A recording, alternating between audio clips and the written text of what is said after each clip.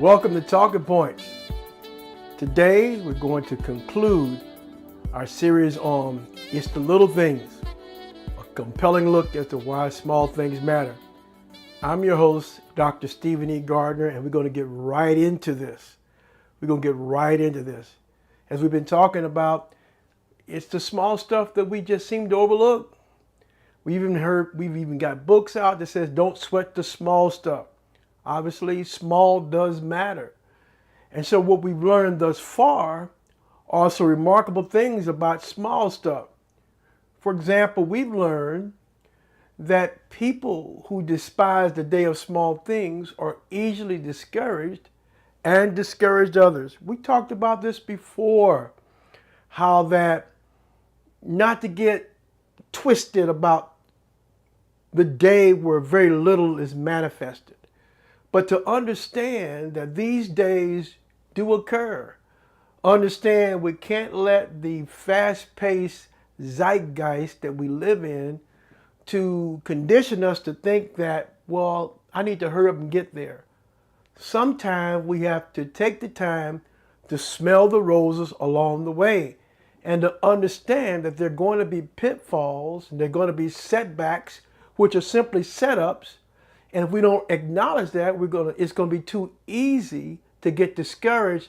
And as a result of that, we'll poison the mind of other people. Sort of what we saw as we talked about and as what you've read about when we have the 12 spies that went into the promised land. And when they went into the promised land, they were simply instructed by God to spy out the land, to go and see what condition the land was in, what was there to offer, not to make an assessment of themselves, but to simply, do the reconnaissance, simply gather the intelligence and bring that back.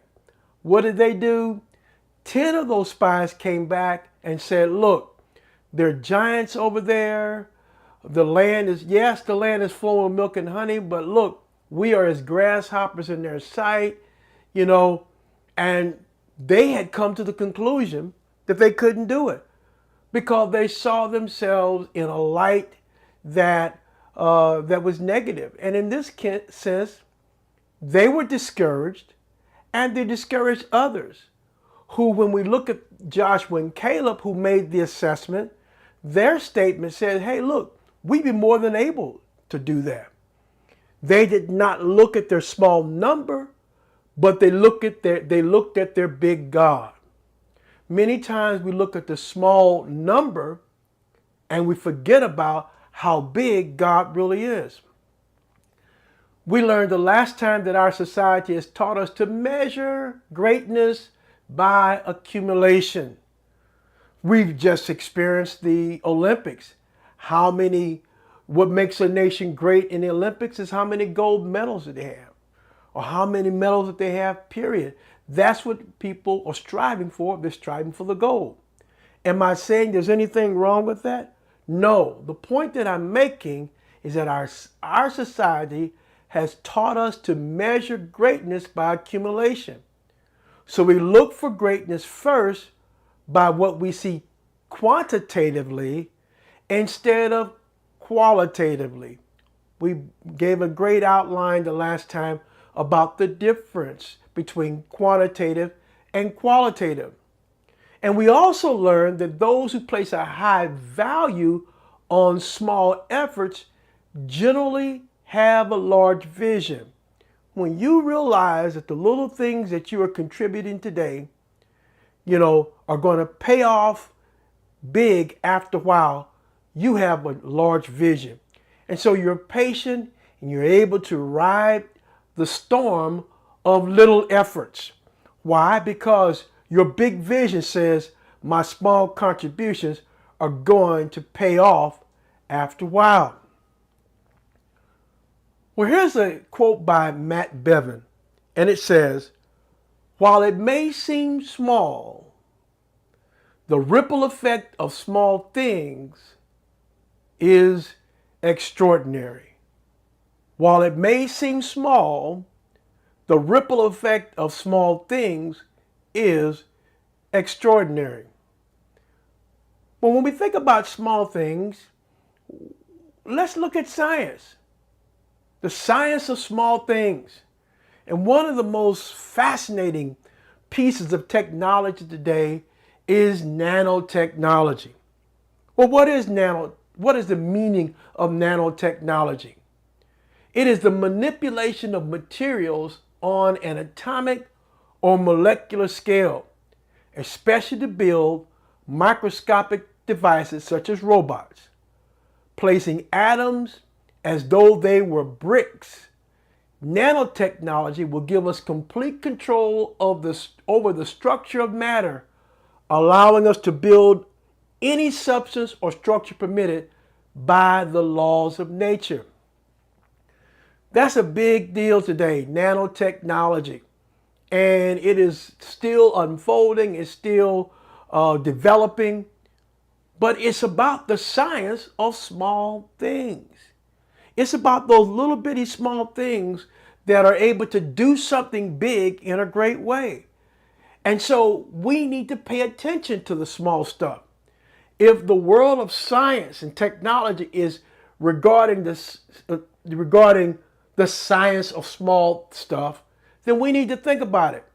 Now, a lot of you are probably that are watching may remember when the first cellular phone came out, it was like a big brick that you had in your hand. It was really heavy. Now we got smartphones that are not just able, they're not like the old phones that, that was on what you would call, what's that word? Linear.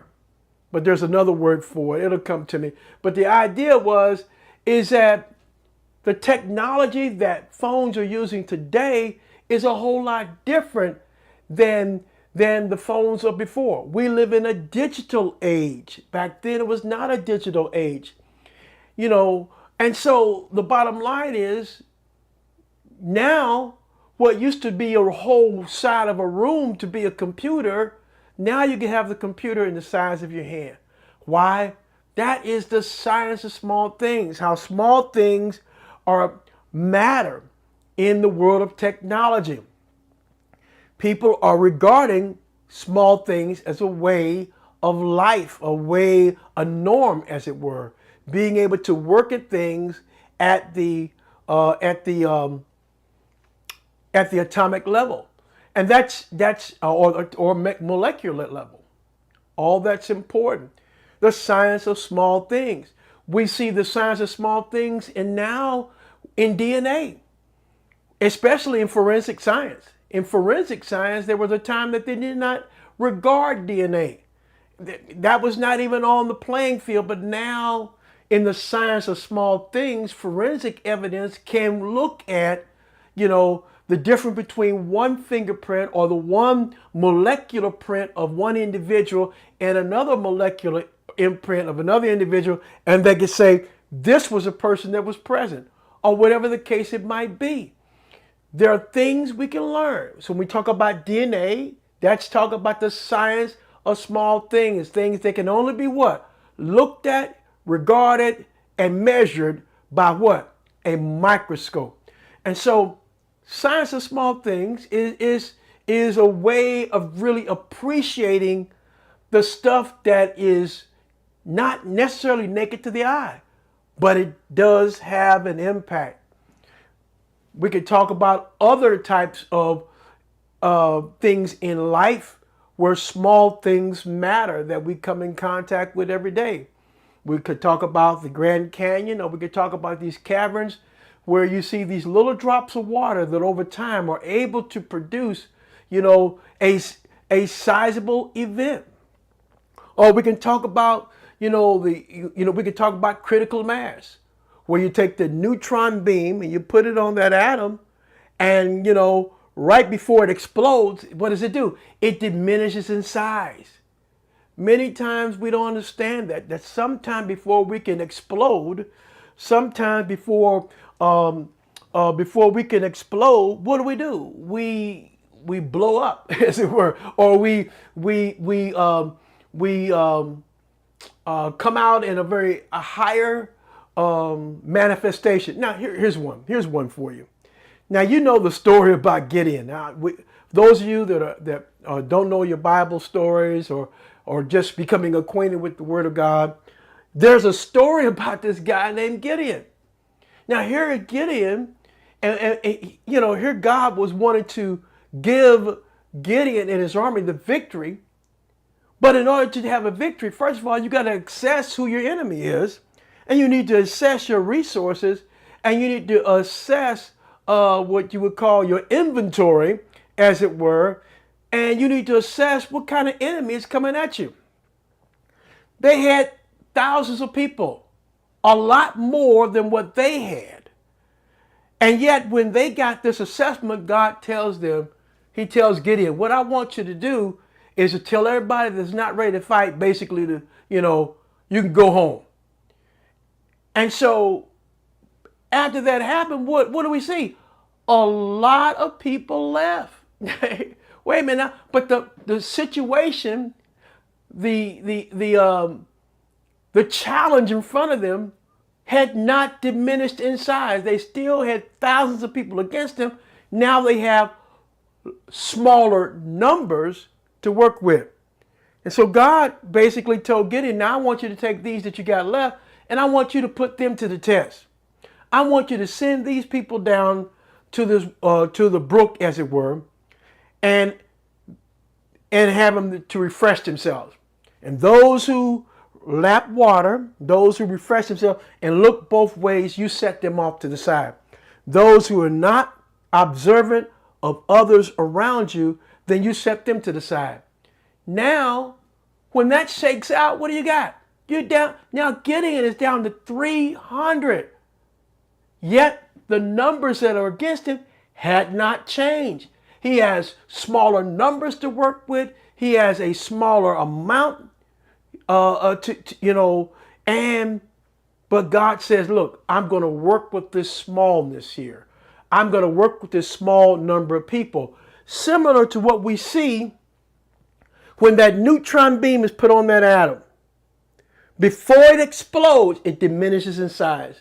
And many times we have these kind of experiences in life to where, we lose members to our church, or we've had a dip in the market, or our business, seems to be going awry.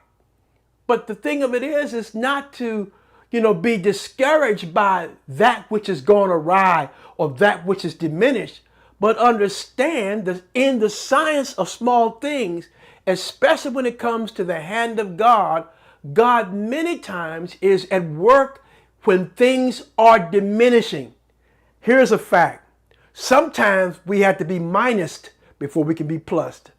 And so are we able to accept, and are we able to embrace, are we able to basically acknowledge the fact that there are going to be dips and there are going to be valleys before you ever get to the mountain? There's going to be valleys to go along with the mountains that we have to peak, or the mountains that we have to climb. And so Gideon now has 300 people. Problem is not going away. Yet when you begin to look at it through the eyes of numbers, through the eyes of accumulation, you will conclude, I can't handle this. This is too much. But the fact of the matter was that this 300, along with their obedience and along with their faith in God, was just enough in the recipe for God to work with. And what happened? He had great success with what they had available and what they placed in the hands of God. These are just some of the stories, one of the stories rather, from the Bible, but there are other stories in the Bible that helps us to appreciate the power of small, or the power of little things. In fact, in the book of Proverbs, chapter 30, verses 24 through 28, it says, 4 things on the earth are small, yet they are exceedingly wise. The ants are a people without strength, yet they provide their food in the summer. The badgers are a people without power, yet they make their homes in the rocks. The locusts have no king, yet all of them march in rank. The lizard can be grasped in the hand, yet it is found in kings' palaces. The power of small things. What does it say here? There are 4 things on earth that are small, yet they are exceedingly wise. Wisdom in the small stuff. And let me say, there is wisdom when you can regard and appreciate small things. Here you got the example from the book of Proverbs, chapter 30, 24 through 28. Well, this is not the only thing that we can find in the Bible that gives us an insight and appreciation for the power of little things. In fact, in the book of James, chapter 3, verses 3 through 6, it gives a description of something little but also very powerful. If we put bits in the mouth of horses to make them obey us, we guide their whole bodies. Or look at ships. Though they are so large that it takes strong winds to drive them, yet they are guided by a very small rudder wherever the will of the pilot directs. So also is the tongue. It's a small member, yet it boasts of great exploits. How great a forest is set ablaze by a small fire, and the tongue is a fire. The tongue is placed among our members as a world of iniquity. It stains the whole body and sets on fire the cycle of nature and is itself set on fire by hell. So here you find in the book of James a description about the power of little things. How you take that bit and you put it in the horse's mouth and the horse will obey you. Or this huge cruise liner, as it were, or battleship is guided by a very small rudder. Even our tongue is one of those little members in our body that can really shake things up, that can really get us in trouble, or it can really be used as a powerful tool when it comes to the things of God. The power of little things we can see right there. But the Bible has other things to tell us about the power of little things. God's power in the small. And here I want to talk about Samson. Now, we heard so much about Samson in Sunday school and Bible stories and stuff like that. We probably read about it. We know that Samson, and we know about Delilah, and we know about Samson's strength was found in his hair. But let's look at some of the things we can learn about the power of small things. In Judges chapter 15, verses 14 through 16, it says this: When he came to Lehi, the Philistines came shouting to meet him. The Spirit of the Lord rushed on him, and the ropes were on his arms became like flax that has caught fire, and his bonds melted off his hands. And he found a fresh jawbone of a donkey, reached down and took it, and with it he killed 1,000 men. And Samson said, quote unquote, with the jawbone of a donkey, heaps upon heaps, with the jawbone of a donkey, I have slain 1,000 men. Notice that jawbone was a very small thing in the hands of a man of faith when you have the God of power working with the man or woman of faith. Are you a man or woman of faith? Then the truth is that God can take the little that you have to offer and cause a huge impact. Here we find Samson was able to do something with simply the jawbone of a donkey, yet he was able to slay 1,000 men. We can also go to the book of Corinthians chapter 1, verses 27 through 29. And here we see there's power in the small, or power in the insignificant that may be regarded by others. And it says here, but God chose what is foolish in the world to what? Shame the wise. God chose what is weak in the world to shame the strong. God chose what is low and despised in the world, things that are not, to reduce to nothing things that are, so that no one might boast in the presence of God. So now we don't have an excuse for small stuff. God uses what is estimated by others as foolish, and he does that to shame those who are wise. And those things that are weak, those very weak instruments, as it were, to shame those who are strong, the jawbone of a donkey, or those who are despised and low in the estimation of others.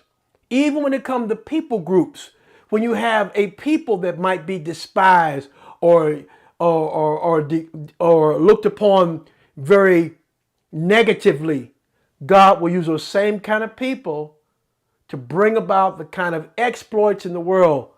To do what? To reduce to nothing things that are, that no one might boast in the presence of God.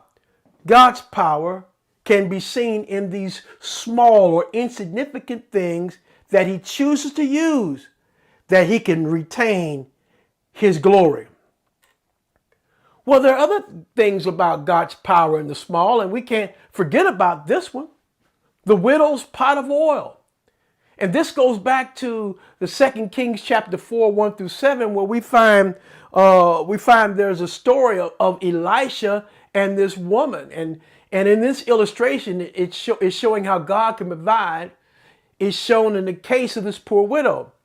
Now, this woman was in great poverty, and her creditors were about to take her 2 sons as payment for a debt. She appealed to Elijah for help, or Elisha in this case for help. Elisha asked, "What do you have in your house?"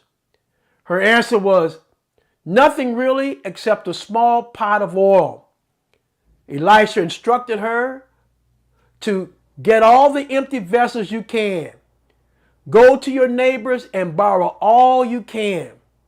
And when all these empty vessels were assembled, the widow was told to start pouring out of her meager supply into the vessels she had obtained.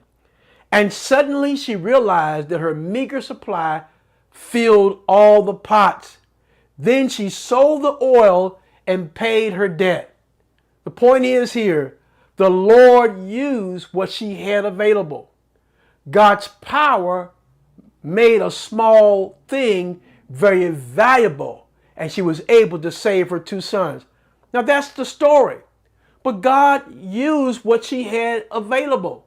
The question is, what do you have to avail yourself to the Lord? What little bit do you have to contribute? The little bit that you got is important, and God can use it. Even if you see yourself as little in God's eyes, know that if you see yourself little in God's eyes, God sees your little big in his arms. The Lord used what she had available. God's power made a small thing very valuable. And in this case, she was able to save her family. Well, as we wrap things up, as we wrap this series up, we can't forget about God's power seen in a little boy's lunch.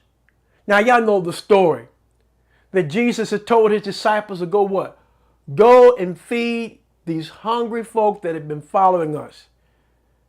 And he says, they said, we don't even have enough to meet such a mass of people, but go and find what you got. And all they were able to find was 2 little fish and 5 loaves of bread. 2 fishes and little 5 barley loaves. A little boy's lunch that fed 5,000 men, not counting the women and children. So there was a lot of people that were supplied by that which was very small. Don't disregard the little bit that you have to offer in God's hand, because the little bit that you have to offer in God's hand is something great when God gets his hand on it. God rewards those who are faithful in little stuff. In fact, the Bible tells us if you're faithful in a few things, he'll make you what? Ruler over many. Sometimes we want to get to the platform without the process. It's the little stuff that we need to be faithful in that God rewards us with a platform later. God rewards those who are faithful in little stuff. If I can trust you with the little things, I don't have to worry about you with the big stuff. So little stuff does have a power in God, the way God estimates value. And we must never, ever forget the still small voice that God speaks in our heart. Sometimes it's not always the thunder and lightning. Sometimes it's not the huge aha moment or revelation. It's simply a still small voice that we know is a very great God. Well, I trust that you've been blessed by this series that we've done on the It's the Little Things. We have been looking at a compelling reason why small things matter. We've covered a lot of territory, but now it's for you. Think about the little things that you can contribute. Think about the little things that you've seen at work that really made a huge impact. If it matters then, it matters now. Don't always value things based upon the amount that you accumulate to assess greatness. But it's the qualitative stuff that's equally important, and in some cases even better than the quantitative aspects of life. God is looking for people who can place value on small things, small efforts that he can reward with greatness when that time comes and when that time is assigned to your life. We will talk to you again here on Talking Points as we deal with something brand new, something relevant coming very soon. We'll see you next time.